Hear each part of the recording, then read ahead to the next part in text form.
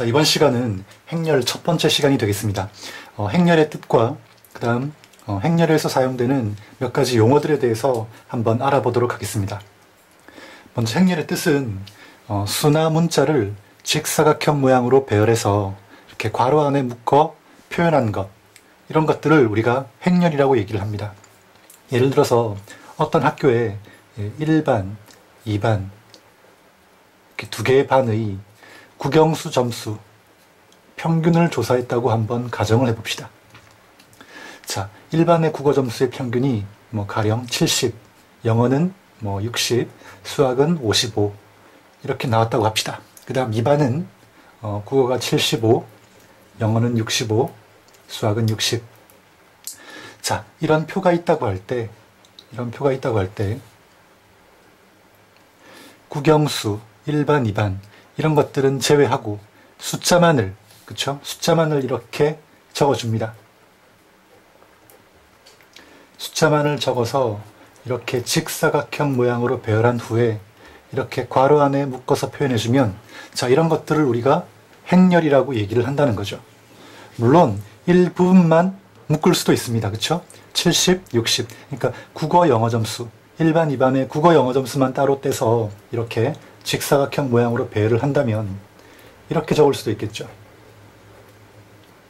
이런 것도 역시 행렬이 되는 겁니다. 어쨌든 중요한 건 뭐냐? 직사각형 모양으로 배열을 해야 한다는 거죠. 그쵸? 심지어는 이런 것도 행렬이 될 수 있습니다. 하나의 숫자 70만 딱 묶어서 이렇게 괄호 안에 묶어도 행렬이 될 수 있습니다. 이럴 경우에는 보통 그냥 괄호는 생략하고 이렇게 실수 자체로 표현하는 경우가 많습니다. 그러니까 하나의 실수도 행렬로 볼 수 있다, 이런 의미가 되겠죠. 이해되겠습니까? 네. 자, 정의에 따르자면 직사각형 모양이 되지 않는다면 우리 그런 것들은 행렬로 볼 수 없습니다. 가령 이 세 개의 숫자만 묶어서 이렇게 괄호 안에 묶어 표현한다고 하면 이 숫자의 배열이 직사각형 모양이 아니죠. 그래서 이런 것들은 행렬이 될 수 없습니다. 예, 행렬의 정의 다시 한번 얘기하면 수나 혹은 문자도 괜찮습니다. 문자를 직사각형 모양으로 배열해서 이렇게 괄호 안에 표현해 준 것, 이런 것들을 우리가 행렬이라고 하고요. 그 다음 행렬 안에 보면 이렇게 숫자들이 이루어져 있죠. 숫자들로 이루어져 있죠. 그렇죠? 물론 문자도 괜찮다고 했습니다. 선생님이 예를 지금 숫자로만 들었는데 문자도 괜찮습니다. 이렇게 수나 문자, 행렬을 구성하는 이런 수나 문자를 우리가 성분 또는 원소라고 얘기를 합니다. 그러니까 여기서는 70, 60, 55, 그 다음 75, 65, 60 이런 6개의 숫자가 이 행렬의 성분이 되는 거겠죠. 이해되겠습니까? 자, 이렇게 해서 행렬의 기본 뜻과 그 다음 행렬을 이루는 수나 문자를 우리가 성분이라고 한다 하는 것까지 배웠습니다. 그 다음 자, 몇 가지 용어를 좀 더 살펴볼 건데, 행렬이란 건 결국 행과 열을 의미합니다. 행은 가로줄을 의미하고요. 열은 세로줄을 의미한다고 보시면 되겠습니다. 그래서 아까 예를 본다면 자, 70, 60, 55 이 가로줄 한 줄이 행이 되는 겁니다. 역시 75, 65, 60 이 세 성분도 자, 가로줄을 묶으면 이것도 하나의 행이 된다는 거죠. 이렇게 자, 하나의 가로줄을 이루는 성분, 이걸 묶어서 우리가 하나의 행으로 취급을 합니다. 그래서 자, 이거는 첫 번째 행, 여기는 두 번째 행, 이렇게 이름을 붙이죠.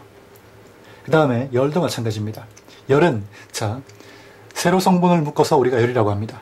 그러니까 자, 첫 번째 열, 두 번째 열, 세 번째 열 이렇게 볼 수 있겠죠. 그렇죠? 그 다음에 자, 여기 잘 보면 행렬은 결국 가로줄과 세로줄로 이루어져 있다고 볼 수 있는데, 가령 우리가 m개의 행과 n개의 열로 이루어진 그런 행렬이 있다라고 하면 우리 그런 행렬을 얘기할 때 m 곱하기 n 행렬이다 이렇게 얘기를 합니다. 이걸 우리가 행렬의 꼴, 행렬의 모양 이렇게 얘기를 하는데, 자, 그렇다면 이 행렬은 어떻게 될까요? 꼴이 가로가 두 줄, 세로가 한 줄, 두 줄, 세 줄이니까 이 행렬은 2 곱하기 3 행렬 이렇게 얘기할 수 있겠죠. 자, 영어로 2 by 3 이렇게 표현하기도 합니다. 2x3 행렬. 그 다음, 자, 이 행렬은 어떻습니까? 2x2겠죠? 예, 이 행렬은 1x1 되겠습니다. 이건 행렬이 아니죠, 그쵸? 예. 이렇게 행렬의 모양을 나타낼 때 가로행의 개수와 세로의 열의 개수를 이렇게 곱하기 형식으로 표현해서 행렬의 꼴을 말해준다는 것. 이것도 하나 기억해 두시고요. 물론 m과 n을 곱하게 되면 그 행렬을 이루는 성분 개수가 나오겠죠. 그렇죠? 2 곱하기 3, 6개, 2 곱하기 4개. 됐습니까? 뭐 그렇게 볼 수도 있고요. 그 다음 n차 정사각 행렬이 있는데 이건 별건 아니고요. 가로의 행개수와 세로의 열의 개수가 같은 행렬을 얘기합니다. 즉 여기 예를 든다면 여기 지금 2 곱하기 2 행렬 보시면 가로의 행의 개수가 2개, 세로의 열의 개수도 2개. 맞죠? 그렇죠? 이런 행렬을 우리가 정사각 행렬이라고 합니다. 그리고 꼴을 말할 때는 2차 정사각 행렬이다. 이렇게 얘기를 합니다. 자, 이렇게 해서 행렬의 기본 뜻과 그 다음에 용어 몇 가지 알아봤고요. 이제 계속해서 행렬을 표현하는 방법, 그 다음에 뭐 성분을 표현하는 방법, 이런 표현 방법에 대해서 몇 가지 좀 더 알아보고 이론 강의 마치도록 하겠습니다. 자, 계속해서 행렬의 성분을 표현하는 방법에 대해서도 좀 더 살펴보도록 하겠습니다. 자, 가령 이런 행렬이 있다고 합시다. 1, 2, 3, 4, 5, 6 이렇게 2개의 행과 3개의 열로 이루어져 있는 행렬이 있다고 합시다.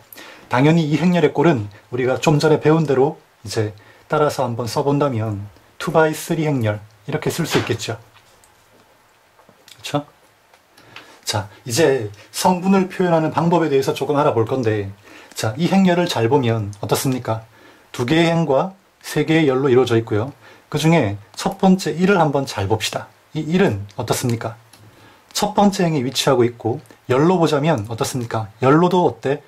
처음에 위치하고 있죠. 그러니까 1행과 1열에 위치하고 있는 원소라는 겁니다. 성분이라는 겁니다. 그래서 우리가 이런 걸 표현할 때 1,1 성분이다. 이렇게 얘기를 합니다. 그러니까 앞에 있는 숫자는 행의 위치, 뒤에 있는 숫자는 열의 위치를 의미한다는 거죠. 자, 그렇다면 3은 어떻겠습니까? 1행에 위치하고 있고 열로 볼 때는 세 번째 열에 위치하고 있죠. 그래서 1,3 성분이다. 이렇게 얘기를 합니다. 자, 한 번만 더 해보면 5는 어떨까요? 5는 두 번째 행이 위치하고 있고 열로 볼 때는 두 번째 열에 위치하고 있죠. 그래서 2행, 2열의 성분이다. 이렇게 얘기를 합니다. 이렇게 행렬의 성분을 표현하는 방법이 하나 있고요. 그 다음에 자, 이렇게 표현할 수도 있습니다. 우리가 행렬의 이름을 줄 때 보통 대문자로 이렇게 이름을 줍니다. 대문자 A, B, C, D 뭐 이런 식으로요. 이렇게 이름을 주는데 자, 이 행렬의 이름의 소문자를 이용해서 성분을 표현하는 방법이 또 있습니다. 자, 행렬 A에 소문자를 일단 적어주고 그 다음에 하첨자 밑에다가 행과 열의 개수를, 그러니까 행과 열의 번호를 이렇게 나란히 적어주는 겁니다. 1, 1. 역시 앞에 있는 숫자는 행의 개수를 의미하고요. 그러니까 행의 위치를 의미하고요. 뒤에 있는 숫자는 열의 위치를 의미한다고 보면 되겠습니다. 그러면 당연히 1,3 성분은 A, 1, 3 이렇게 쓸 수 있겠죠. 5는 어떻습니까? A, 2, 2 이렇게 표현할 수 있을 겁니다.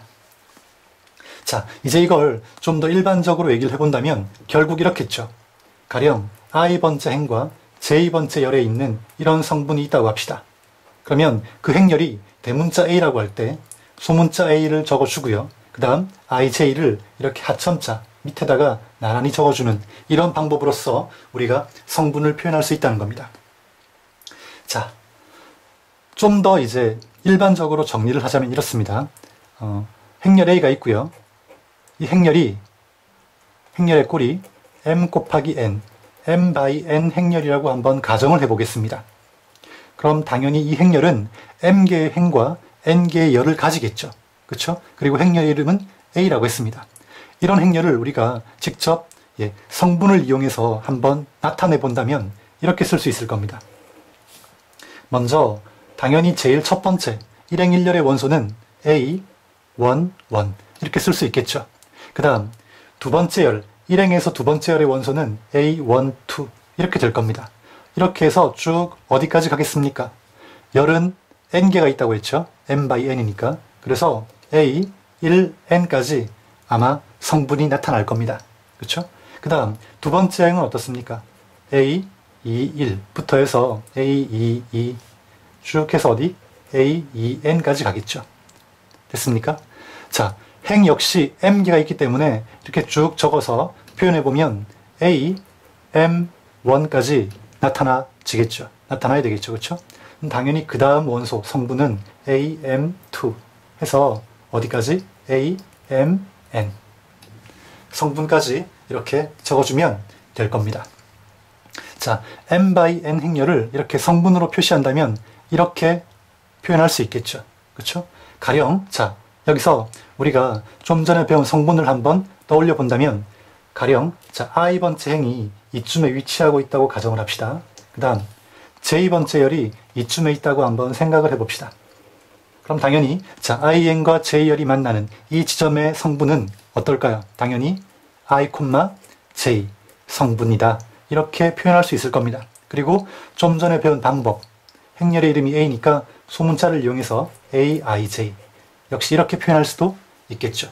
그렇죠? 즉, 이 I행과 J열 교차점에 있는 이 성분은 AIJ가 된다는 겁니다. 되겠습니까? 그리고 여기서 잘 보면 자, I는 행 개수를 그러니까 몇 번째 행인지 그렇죠? 그것을 의미하고 J는 몇 번째 열인지 그걸 의미한다고 했습니다. 그래서 I가 1이고 J가 1이라면 이 성분을 의미하는 게 될 거고요. I가 M, J가 N이라면 AMN, 맨 마지막 성분을 의미하게 되겠죠. 그렇죠? 그렇다면 결국 행렬 A, M by N 행렬 A는 결국 AIJ, 이 성분으로서 다 표현할 수 있다는 겁니다. I와 J만 결정해주면. 맞습니까? 그래서 우리가 이 행렬을 이렇게 표현하기도 합니다. 행렬을 표현할 때는 괄호 안에 묶는다고 했습니다. 그렇죠? 그래서 일단 괄호를 적어주고 이 행렬은 A, IJ라는 성분으로 이루어져 있다. 이렇게 쓰기도 한다는 거죠. 단 여기서 이제 I가 몇 개 있는지, 그렇죠? 행이 몇 개 있는지, 그 다음 열이 몇 개 있는지 이걸 표현을 해줘야 되겠죠. 그래서 I는 1부터 M까지 M개의 행으로 이루어져 있고 그 다음 J는 1부터 N까지 이렇게 N개의 열로 이루어져 있다 라는 걸 표시해주면 자, 우리 이 M by N 행렬 A를 이렇게 간단히 표현할 수도 있다는 겁니다. 이렇게 표현하기도 하고요. 되겠습니까? 자, 이렇게 해서 이번 시간 이론 강의는 모두 마치고 문제를 좀 더 풀어보면서 의미를 익히도록 하겠습니다. 문제 1번 한번 보겠습니다. 행렬의 꼴을 말하라 했는데 이건 뭐 너무나 쉽죠. 자, 행은 2개로 이루어져 있고요. 열은 3개로 이루어져 있습니다. 따라서 2 by 3 행렬 되겠고요. 얘는 어떻습니까? 3개의 행, 2개의 열. 그러니까 3 by 2. 그쵸? 그 다음 3번 어떻습니까? 행이 하나로 이루어져 있죠. 하지만 열은 4개가 있습니다. 그래서 1 by 4, 1 곱하기 4 행렬이 되겠습니다. 이렇게 행렬의 꼴을 간단히 얘기할 수 있을 거고요. 그 다음 문제 2번 한번 보겠습니다. 문제 2번 보면 자, 2 by 3 행렬이 이렇게 있다고 했습니다. 즉 행렬 A는 2 곱하기 3 행렬이라는 거죠. 그러면 자, 행렬 A를 우리가 이렇게 쓸 수 있겠죠. A11, A12, A13, A21, A22, A23. 그쵸? 자, 좀 전에 배운 행렬을 표현하는 방법, 행렬을 성분으로 표현하는 방법을 이용한다면 이렇게 표현할 수 있을 겁니다. 6개의 성분으로 이루어진 행렬 A라는 거죠. 근데 이때 문제의 조건을 잘 보면 I, J 성분 AIJ는 어떻게 표현된다고 했습니까? 여기 조건이 나와 있죠. AIJ는 3-I 곱하기 J에 플러스 I 이렇게 해서 얻을 수 있다는 겁니다.